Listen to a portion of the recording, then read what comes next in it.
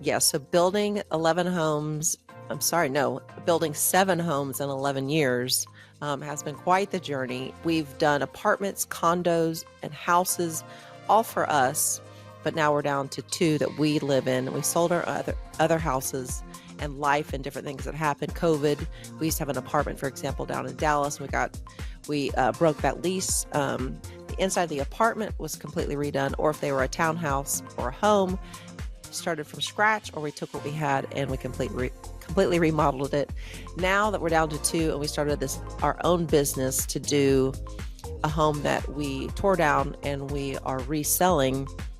I mean, we've learned so much, like 11 years. One of the main things that I've learned is just to be as involved as possible with as many details as you can. Joe and I have a great relationship because essentially I did the designing and I do all the picking and he writes the checks. And it's great because he doesn't want to do any of the designing. But we have learned, like, he gets way more involved with the details of the money, the bills. For example, one of the things that I feel like we've both gotten better at is, like, let's say the contractor comes back to you and says, here's the bid for the windows. That will be $500,000. I mean, sometimes these houses can be that much. No, I'm not going to just accept the fact that you said, okay, you want me to pay $500,000 for all the windows and the doors of the house. I want to see the bids. And not only that, once it gets down to like the person or the 2 or 3 companies that had the best bids, and we also like the product, we'll get involved and possibly contact that company to go, okay, I'm the actual owner, not just the contractor. Here we are, and we will tell them, like, we might possibly do more homes in the future. What's your best price? And typically I will say, if you do that with vendors, and that could be with wood flooring, it could be windows, that could be appliances, that could be all your marble. When you break it down to them that way and they're actually talking to the home builder, they give you that 10% off. We were going to go with one company that gave us a bid. It was a really neat company. They specialize in doing more than one thing. So they were going to curate the designs and the specs and everything for the kitchen and the master closet, which is a big deal. So a lot of times with these houses, you have a vendor do one thing at a time. So you have a vendor doing the cabinets, you have the vendor doing the marble, you have the vendor doing the wood floors. But this company would have everybody all in one that worked for them directly. So we were really excited about that because it was going to, save us some time. Their bid came back and it was just ridiculous. It just wasn't worth it. So, we could have done it just for the convenience of it. But since we're selling the house and we wanted it to be how we wanted it and not on everything on their terms, we decided not to go with that specific company. So that's one example of just getting as involved as possible with each decision. Some highlights of building the house for me is getting the renderings. So what is a rendering? Renderings are images that you can get printed out on large pieces of paper, like 3D with beautiful drawings and coloring, or you could see them on the computer.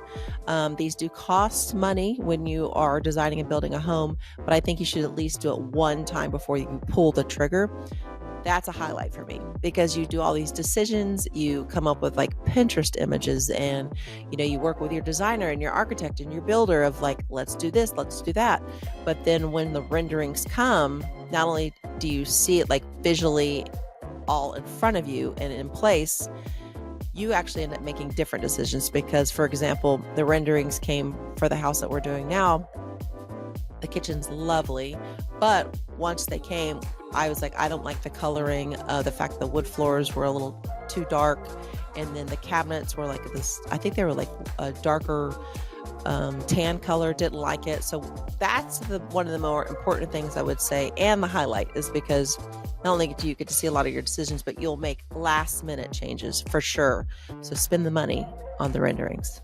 So our homes that we have are not your typical home. Like, for example, we live on a lake in Texas, and it's not your typical lakefront home design. This house I'm actually sitting in right now is what you'd probably call like a Spanish modern revival type of home, which it's modern, but it's not like stark It's colorful, but it's just not overwhelmingly white. There's a lot of blues involved.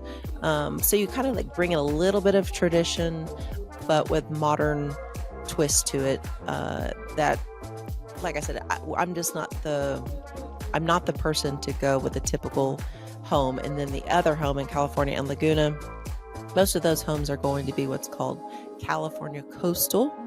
They're nice homes, but in my opinion, they can be very redundant. And you go into most homes, especially the houses that are close to the water, and a lot of them have similar looks to them. For me, I don't know, I'm inspired more by elevated looks. And I think I spend too much time looking at magazines and Pinterest. So over time, I like higher end finishes, which will make a room even more elevated. For example, one of my goals for both homes, is like you walk into each room and you have your wow moment. So if you walk into a family room, you walk into that room and you're like, wow, did you see that? But that's not only the goal for the family room or the great room, that would be a goal for each room, including the guest rooms and including the powder bath.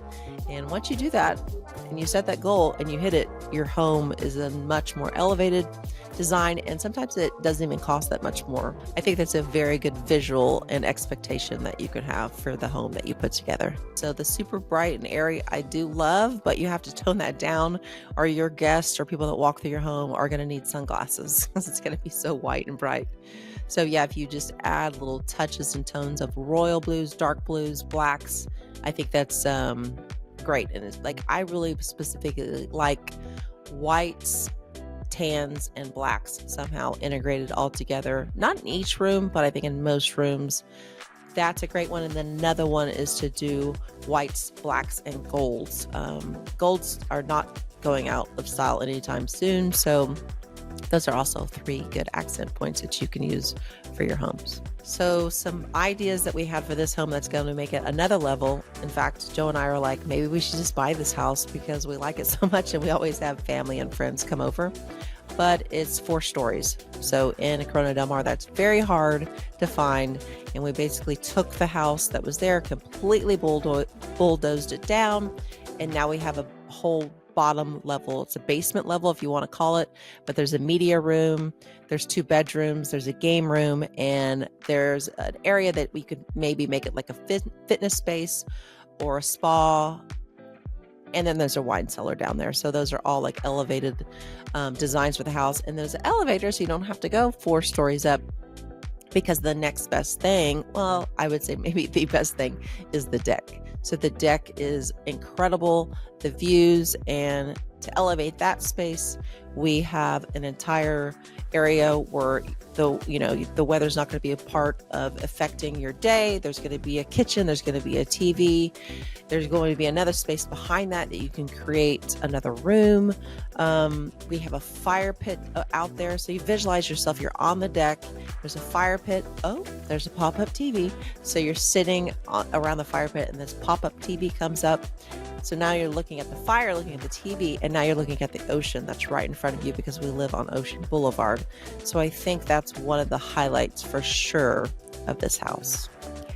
So stay tuned for that. This is not going to be your normal home. So tell your friends, and you might have to buy it before we buy it ourselves.